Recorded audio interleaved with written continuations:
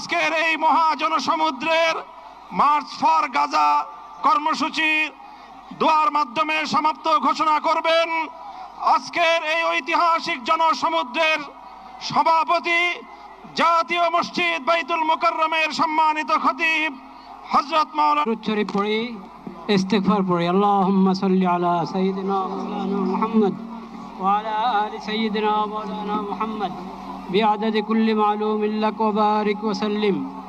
اللهم صل على سيدنا مولانا محمد النبي القيوم وأتوب إليه أستغفر الله الذي لا إله إلا هو الحي القيوم لنا من لدنك رحمة يا الله আপনি মেহেরবানি করে এই প্রতিবাদ মিছিলকে কবুল করেন।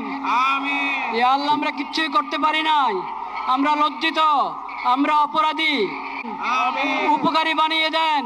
আমিন। ইয়া আল্লাহ, আপনি মেহেরবানি করে আমাদের সকলকে, সকল তাওহীদি ভাইকে, বাংলাদেশের সকল জনগণকে এই বুঝ দান করেন যে আমাদের ব্যক্তিগত